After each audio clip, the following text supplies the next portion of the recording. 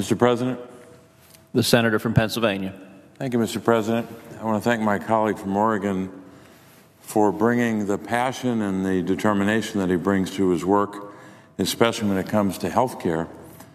I spoke earlier tonight, Mr. President, about the potential impact of any Senate bill, but of course the impact that we know of already with regard to the House bill, because the House bill is legislation that passed and legislation that we can analyze as it relates to the impact on children, especially children with disabilities.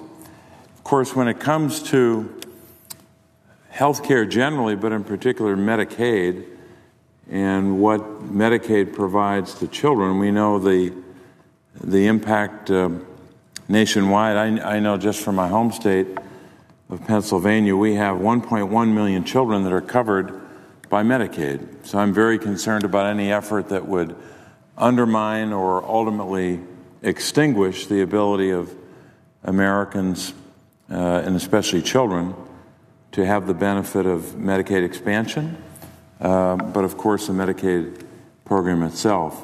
It's especially insulting when some would support cuts to the Medicaid program that would undermine or even threaten to undermine health care for children with disabilities. I spoke earlier of 2 children in particular. I'll come back to children in a moment, but I wanted to go to the other end of the age scale, older Americans. So many people think of health care for people over the age of 65 to be solely limited to Medicare, not Medicaid. But of course, we know that Medicaid plays a role as well.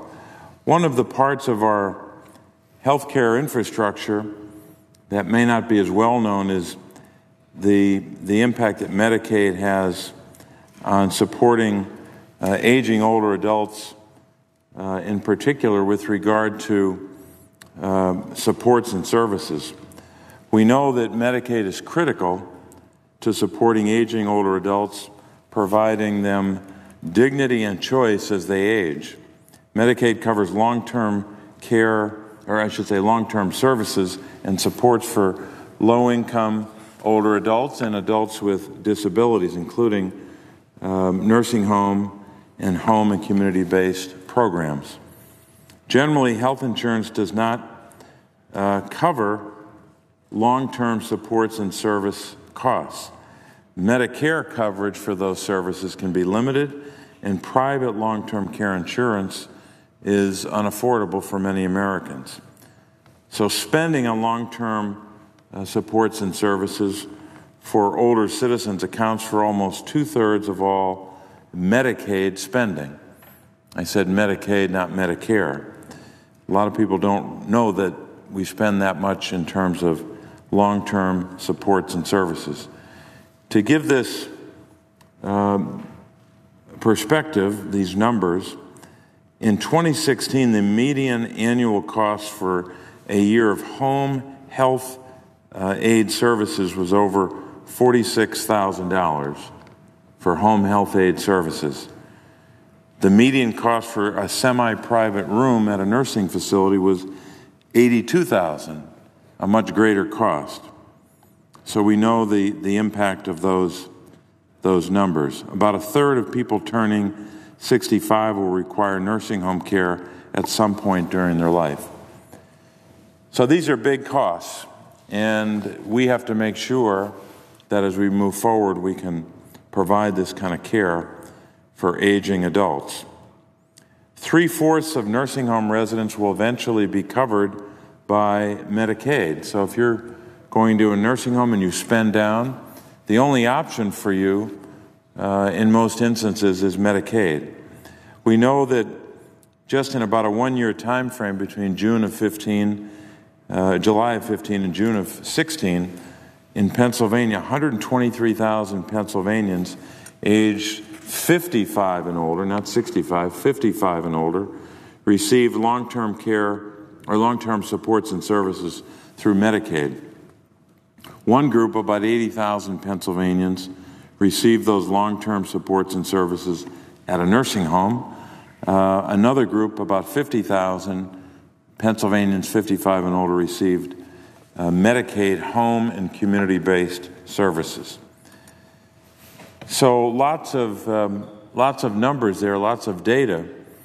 But the key thing is we know the great dependence that folks have on the Medicaid program, in addition to the obvious benefits provided by Medicare. So cuts or per capita caps on Medicaid would have a devastating impact on older Americans. And I know the discussion now in the closed-door, secret discussions that are taking place here in the Senate between and among only a small group of Republicans so far. We know that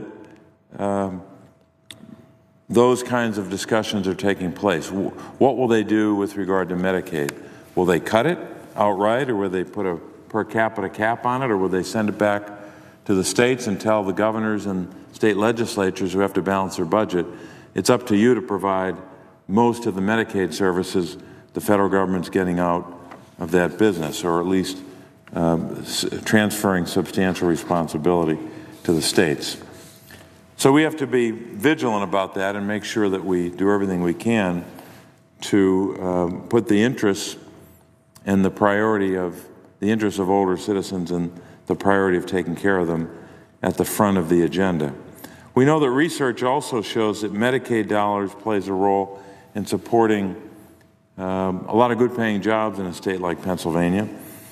We're told that over 250,000 jobs in the long-term care field, meaning long-term supports and services, are Pennsylvania jobs right now.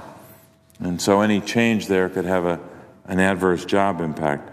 The Commonwealth Fund and George Washington's Milken Institute recently released a report projecting 942,000 fewer jobs in 2026, and then nearly every state would experience an economic downturn if the Republican bill were to become law, based upon the House bill as we know it. And as we were told most recently by a Republican senator, that the Senate bill will reflect the House bill about 80%.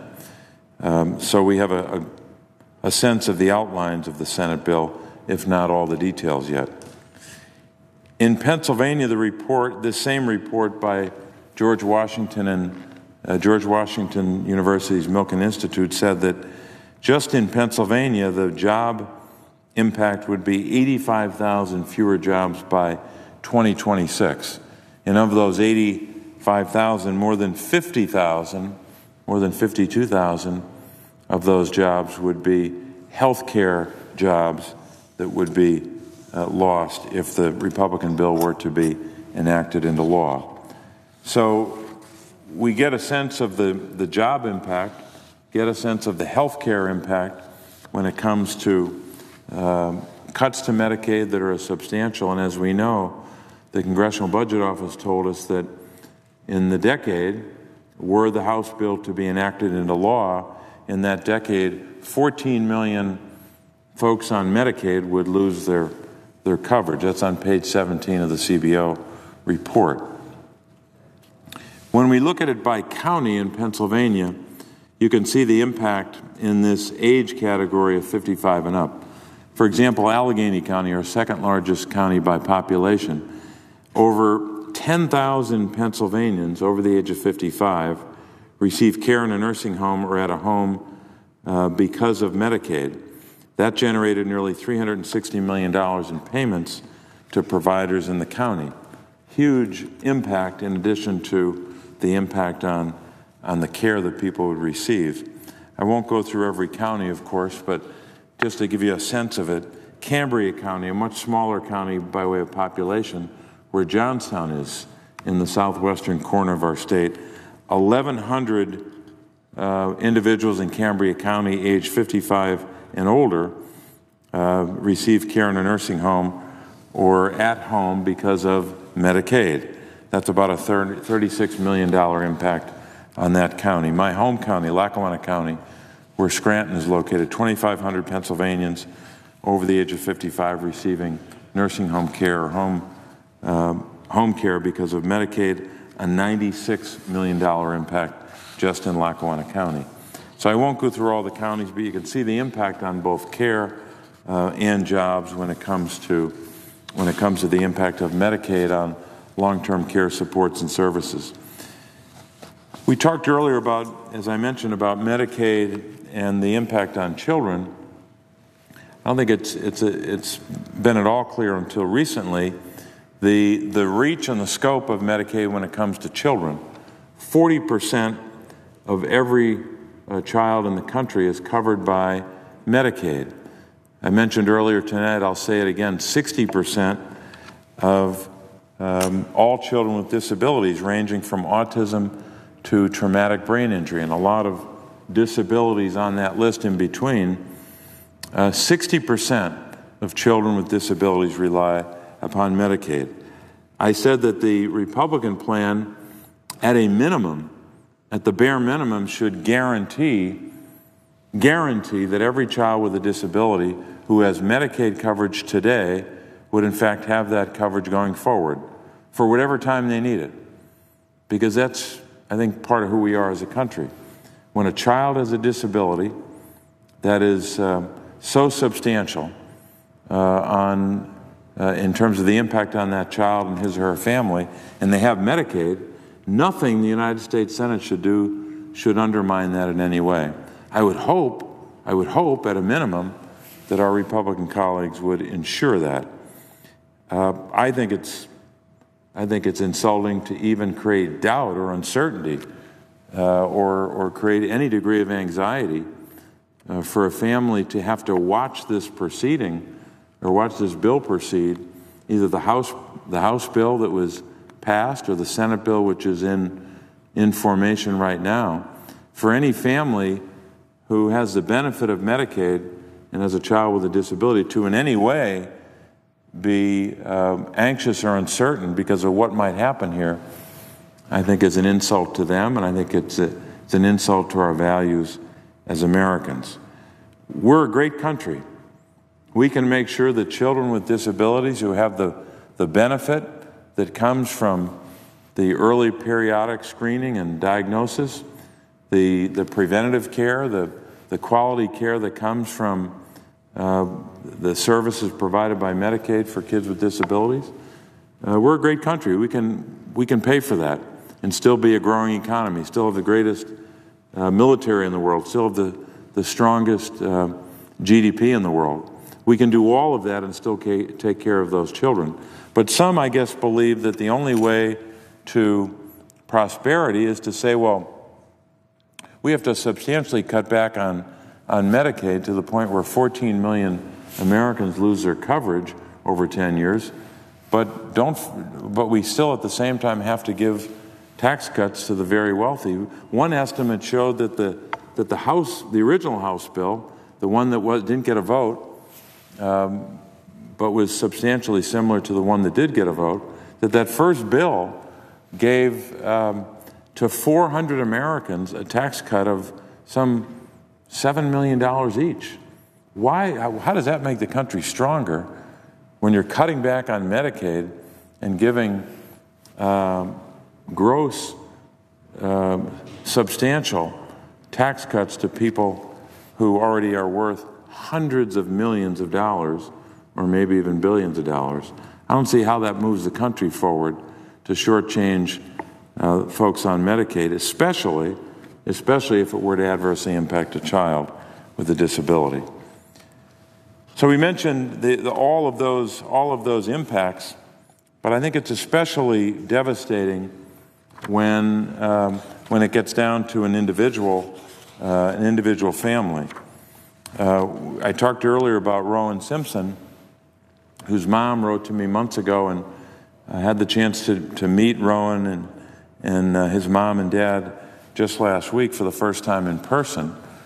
But the idea that Pam Simpson or any parent would be at all uncertain or worried about what would happen here in the next couple of days or weeks is really I think is really an insult to who we are as a people. So I hope that those who are behind closed doors making decisions as we speak, maybe they're gone for the day now, but I hope they'll be thinking about Rowan and his mom and their family. I mentioned the overall impact of Medicaid on children. In particular, we know that the Medicaid program, of course, in addition to covering those children with disabilities, covers adults with disabilities as well. In my state, by one estimate, it was over 720,000 people. And across the country, in 2015, there were 15 million people with disabilities who were Medicaid beneficiaries. Through Medicaid, those 15 million people receive assistance with their health care. They get the benefit of durable medical equipment such as wheelchairs or assistive speaking devices. They get long-term care or long-term supports for daily living such as personal care attendants because of their disability. So Medicaid is not only the primary payer for health care services for those with disabilities, it's also the primary payer for long-term supports and services that help people with disabilities live independent lives. In many cases, these long-term care supports and services also make it possible for a person with a disability to hold down a job because of the support they get from Medicaid. We know that in 2014, across the country, the average spending for a person with a disability enrolled in Medicaid was a little more than $19,000. In Pennsylvania, but a little more than $18,300. The average annual growth in enrollee spending for a person with a disability between 2000 and 2011 was 4.5%. And in my state, it's a little more than that, almost 5.7%. And we've seen the outline of a proposal that would limit that growth, that annual growth, to about 2.4%. I would hope that those who are working on the Medicaid provisions would take into account the reality of what it costs to provide help to someone with a disability and not come up with some arbitrary number to cap or limit what an individual with a disability would have available to them, especially if by way of Medicaid or otherwise they are dependent upon and have a right to expect that kind of health care would continue to be provided. So we'll see what happens. I know that those who are behind closed doors have a sense of those numbers. I hope that they would be very determined to make sure that no one with a disability is worse off as a result of their efforts. But that's the reality that people with disabilities live with. And I think, Mr. President, when we consider what some families are up against right now, many families have just barely come out of the last recession. Some families lost their home. Some families lost their home and their job. Or even if they lost a job and have since recovered because they are employed or partially recovered, sometimes the job they have isn't the job that they had prior to the recession. I can only imagine what it's like if you have the kind of economic stress that some live with because they've lost a job or the job they have now doesn't pay what their old job paid. And on top of all that, if your son or daughter or someone in your family has a disability, and the only thing that's kept you above water or allowed you to get from one day to the next to make ends meet is the availability of Medicaid for that individual in your family who needs that kind of help. So we'll see what the bill drafters come up with, but every indication so far has been very negative and very much adverse to the interests of those millions of families who depend upon Medicaid for basic health care, especially the basic health care that would be connected to a disability, whether that disability is a physical disability of one kind or another, or whether it's a disability because that child or that adult is on the autism spectrum, or whether it's a child with Down syndrome who is dependent upon Medicaid or is dependent upon some other healthcare program that would be adversely affected. We can debate the outlines and the broad numbers of this legislation. But what I hope would not be up for debate is that those who have the benefit now of Medicaid because of a substantial burden in their life, meaning a disability, because of circumstances that require for one individual to have the benefit of long-term care, the family has spent down their assets to such an extent that only Medicaid can allow that loved one to get into a nursing home. I would hope that it would not be much of a debate that we should continue to help those families and those individuals. At a minimum, I think we can agree between the two parties that vulnerable Americans who depend upon Medicaid and other health care programs will be protected in this debate. And I think that's something that both parties should be able to agree on. Unfortunately, the House bill in no way agreed with that assertion. And that's why it was particularly objectionable. And that's why you have the array of organizations across the country who came out against the bill. Those who have experience in delivering health care to the vulnerable, those who have experience in making sure that health care provided to people with disabilities are given that help and that kind of care.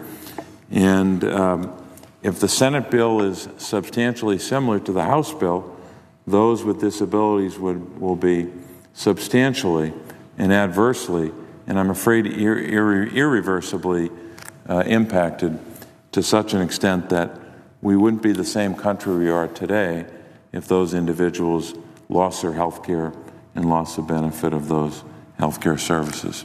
So, Mr. President, with that, I would